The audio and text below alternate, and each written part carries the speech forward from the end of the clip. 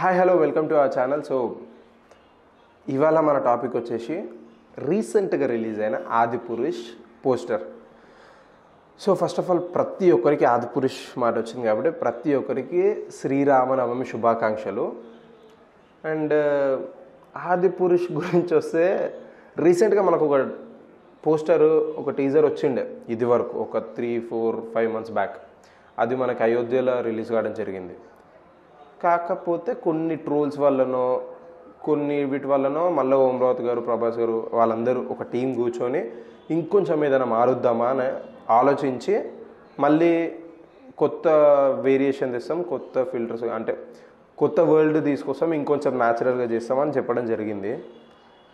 But ఆ poster చూస్తే మాత్రం నాకేం చేంజ్ చేసిరని అయితే అనిపించలే భయ్య. జస్ట్ ఆ కలర్ అనేది మార్చిర్రు అంతేగాని అందులో ఒరిజినల్ రాముడు ఉన్నట్టయితే నాకు అనిపించలే. మళ్ళీ ఒక యానిమేషన్ అనిపించింది.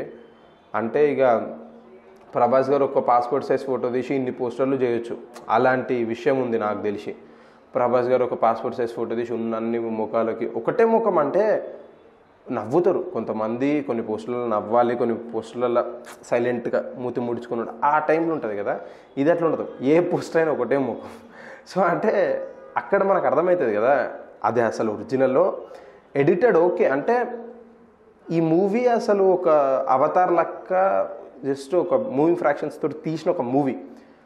బట్ మరీ ఇక అవతార్ ఎట్లుంటుంది, అవతార్ అసలు పోస్టర్ చూస్తేనే ఒక నిజమైన మనిషి వస్తుండేమో అనే ఒక ఫీల్ ఉంటుంది. బట్ ఇది ఏంది అసలు ఒక పూర్ ఎడిటింగ్ అనొచ్చు. First of all poor editing. అంటే ఎడిటర్స్ని కూడా మనం ఏం తప్పు పట్టొద్దు, ఎందుకంటే వాళ్ళు ఏం చేస్తారు, వాళ్ళు డైరెక్టర్ చెప్పింది చేస్తారు. అంటే డైరెక్టర్ ఏది ఓకే అంటే ఇప్పుడు ఒక డైరెక్టర్ ఓకే అనేది ఒక పోస్టర్ కాదు, ఒక టీజర్ కాదు, ఏది బయటికి రాదు. డైరెక్టర్, మెయిన్ ప్రొడ్యూసర్ వాళ్ళు ఓకే అనేది ఏది బయటికి రాదు. వాళ్ళు ఓకే అనుకుంటేనే రిలీజ్ చేస్తారు. ఇప్పుడు ప్రభాస్ అన్నకి చెప్పకుండా రిలీజ్ చేయరు కదా. అన్ని 100 కోట్లు పెట్టినప్పుడు ప్రభాస్ అన్నకి డెఫినెట్గా చూపించి ఆయనకు నచ్చితే రిలీజ్ చేస్తారు. బట్ అన్నకి ఇట్లాంటివి ఎందుకు నచ్చుతున్నాయో నాకు అర్థమవుతలేదు. అన్న సరే శ్రీరామనవమికి ఒక నార్మల్ ఇప్పుడు ప్రాజెక్ట్కే ఎట్లా వచ్చింది ఒక పోస్టర్, జస్ట్ ఒక చెయ్యి చూపించి ఆ విధంగా వచ్చింది. సో శ్రీరామనవమికి కూడా అదే మళ్ళీ రిలీజ్ చేయొచ్చు కదా. మనకు ఆదిపురుష్ టెక్స్ట్ వేసో ఏదో వేసి మళ్ళా ఎందుకు ట్రోల్స్కి గురవుడు, మళ్ళీ ఎక్స్పెక్టేషన్స్ దింపేయుడు. అసలు ఎక్స్పెక్టేషన్స్ ఎవ్వరికి లేవు భయ్ ఆదిపురుష్ పైన, ఇది మాత్రం నిజం. అంటే ప్రభాస్ అన్న ఉండే కాబట్టి ఉన్నాయి, కొంచెం ఉన్నాయి, అవి కూడా దింపేస్తారు ఈ పోస్టర్లు చూసి. అంటే చిన్నపిల్లలు ఉంటారు కదా, పోకీమాన్ చూడాలి, పవర్ రేంజర్స్ చూడాలి అని. సో ఆ టైప్ మూవీయే కానీ మరి అంత గ్రాఫిక్ లేదు, ఇది నిజం. ఎందుకంటే ఇప్పుడు మనకి 500 కోట్లు బడ్జెట్ అని చెప్పారు. ఫస్ట్ 500 కోట్లు అంటే ఇక చాలా బాగా చేయొచ్చు, అసలు చింపేస్తారు గ్రాఫిక్స్ అది ఇది అని చెప్పి అనుకున్నాం. సరే మరి అంత లేదు. టీజర్ వచ్చింది, టీజర్ అయిపోయినాక కూడా అంత అనిపించలేదు. సెకండ్ థింగ్ వచ్చేసి మనకి 100 కోట్లు ప్రభాస్కే పోతున్నాయని చెప్పారు. 100 కోట్లు అంటే అవతార్ బడ్జెట్ వచ్చేసి 2000 కోట్లు అవతార్ బడ్జెట్. సో వీళ్ళు బడ్జెట్ లేనప్పుడు వాళ్ళ ఓన్గా సెట్లు వేసుకోనో లేకుంటే ఇంకేదైనా చేసుకోనో తీయొచ్చు. డెఫినెట్గా ఒక బాహుబలి లెక్క రామాయణం కూడా తీయొచ్చు ఒక సెట్లు వేసుకున్నా ఏది వేసుకున్నా. బట్ ఎందుకు ఈ గ్రాఫిక్స్, ఈ మోషన్ క్యాప్చర్ మెథడ్కి వేయరో నాకైతే అర్థమవుతలేదు. ఎందుకంటే 2000 కోట్లేడా 500 కోట్లేడా, 500 కోట్లల్లో మనకి రెమ్యునరేషన్స్ ఎగిరిపోతాయి, మ్యాక్సిమం రెమ్యునరేషన్స్ ఎగిరిపోతాయి. ఇప్పుడు కృతి సనన్కైనా ఇవ్వాలి కొన్ని డబ్బులు, అంటే హీరోయిన్ తక్కువైనా తీసుకుంటాను అనుకోండి, బట్ ఎంత తక్కువైనా ఒక 5 crores దాకానైతే తీసుకుంటుంది బాలీవుడ్ నుంచి. ఇంకో వచ్చే విలన్ కానీ ప్రభాస్ అన్న 100 కోట్లు అటుకించి అటే పోతాయి. ఇక ఈ గ్రాఫిక్స్ లాల్లీలో ఒక 100 కోట్లు తీసుకున్నా అక్కడికక్కడికే బడ్జెట్ వస్తుంది. ఎందుకంటే ఈ స్టూడియోలు తీసుకోవాలి, అవి తీసుకోవాలి, ఇవి తీసుకోవాలి అన్నట్టు ఉంటుంది.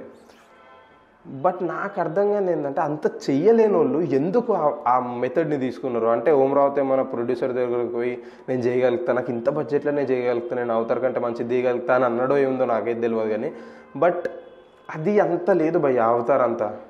ఇది మాత్రం ఓపెన్గా చెప్తున్నా, అవతార్ వేరు, అసలు ఆ మోషన్ క్యాప్చర్ వేరు, 2000 కోట్ల బడ్జెట్లు వేరు. మన వాళ్ళకి అంత రాకుంటే మనం రామాయణం ఎన్ని తీయలే సెట్లేసి, రామాయణం చాలా తీసినాం సెట్లేసి. సో అట్లనే ట్రై చేయాలి. కానీ శ్రీరామనవమి అని చెప్పి ఇప్పుడు June 13th మనకు మూవీ వస్తుంది, June 13th మూవీ వస్తుంది. మ్యాక్సిమం మెంబర్ ఆఫ్ పీపుల్స్ ఏమనుకుంటున్నారు, June 13th మూవీ వస్తుంది, పోయి చూద్దాం, ఫస్ట్ షో అంటే ఇట్లాంటి మూవీస్కి ఎట్లయితే అంటే ఫస్ట్ షో టాక్ ఉంటుంది కదా, పబ్లిక్ టాక్, ఫస్ట్ షో అయిపోయింది. ఒక్కవేళ క్యాన్సల్ అంటే ఎవ్వడు ఓడు. ఎందుకంటే మ్యాక్సిమం అది ఇప్పుడు ఓటీటీలో ఎల్లునో వస్తుంది, తీరాపై చూసుకుందాం, పెద్ద ఏముందిలే అన్నంత ఫీల్ వచ్చేస్తుంది. 500 కోట్లు రిటర్న్ రావడం అయితే చాలా కష్టంగా ఉంది ఇప్పుడు. బట్ ఇదే విషయానికి మనం ఒకసారి సలార్ గురించి మాట్లాడుకోవాలి. జస్ట్ ఒక 1 minute. Salaar pre release business 300 కోట్లు అయింది. ప్రీ రిలీజ్ బిజినెస్ బడ్జెటే 250-300 కోట్లు, ప్రీ రిలీజ్ బిజినెస్ అయిపోయింది 300 కోట్లు. అంటే వీళ్ళేమన్నా ఎనర్జీ డ్రింక్ తీసుకురా, లేకుంటే వీళ్ళు ఏమన్నా పూజలు అట్లాంటివి చేసిరా? మీకెందుకు అట్లాంటిది రాలే ఐడియా? ఇప్పుడు ఓం రావత్ని ట్రోల్ చేయని వాళ్ళు అంటూ లేరు అప్పుడు టీజర్ రిలీజ్ అయినప్పుడు. సో మనకి ప్రభాస్ అన్న కూడా ఓం కమ్ టు రూమ్ అని చెప్పి చాలా ట్రోల్ అయిండు.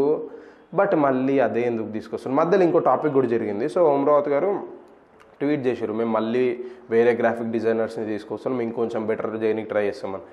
మళ్ళీ 200 కోట్లు బడ్జెట్ పెట్టి మొత్తం 700 కోట్లు చేసి ఇప్పుడు మళ్ళీ ఆ గ్రాఫిక్స్ తోటి మేము సాటిస్ఫైడ్ లేము, ఇదే రిలీజ్ చేస్తున్నాము అని చెప్పారు ఫస్ట్ అండ్ ఫార్మోస్ట్. అంటే ఇది వాళ్ళ స్ట్రాటజీ అని కూడా అనుకోవచ్చు. ఎందుకంటే ఇప్పుడు ఆ గ్రాఫిక్స్ తోటి మేము సాటిస్ఫైడ్ ఉన్నాము,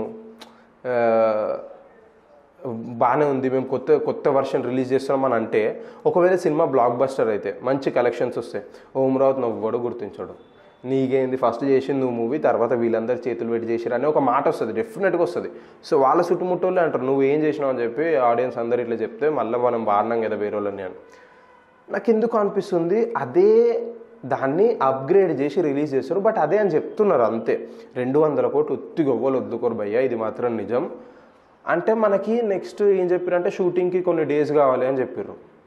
సో అన్ని డేస్ యూజ్ చేయలేరు, సో దానికి అనుకోవచ్చు చేయలేరేమో నిజంగానే అదే వర్షన్ రిలీజ్ చేస్తారేమో. బట్ అదే వర్షన్ రిలీజ్ చేసినా ఏ వర్షన్ రిలీజ్ చేసినా శ్రీరామనవమి రోజు అంత అసలు ప్రభాస్ అన్న పోస్టర్ వస్తేనే అల్చల్ అవుతుంది మొత్తం మీడియా అంతా. బట్ ఇప్పుడు ఎవడు చూస్తలేడు దాన్ని. మ్యాక్సిమం ఆ పీపుల్స్ రాముడు సీత లక్ష్మణుడు ఓకే హనుమంతుడు కింద ఉండు రైట్ డన్, ఈ ఫోటో సేమ్ గూగుల్ కింద తీసిరు ముఖాలు మార్చిరు అంతే కదా అన్నంత ఫీల్ వచ్చేసింది ప్రతి ఒక్కరికి.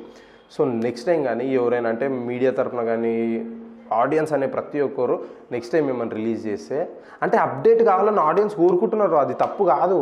ఆడియన్స్ మరి ఒకప్పుడు ప్రభాస్ అనే సంవత్సరానికి 1-2 మూవీస్ వస్తుండే, ఇప్పుడు అట్లా లేదు కదా, 2-3 సంవత్సరాలకు ఒక్కొక్క మూవీ వస్తుంది. ఆడియన్స్కి మాకు కూడా ఉంటుంది, అన్నని ఎన్నోసార్లు చూడాలి, అన్న మూవీకి పోవాలి, థియేటర్లో ఎక్స్పీరియన్స్ చేయాలి, బ్యానర్లు కట్టాలి, అవి ఇవి అని ప్రతి ఒక్కరికి ఉంటుంది అప్డేట్, అందుకని కోరుకుంటారు.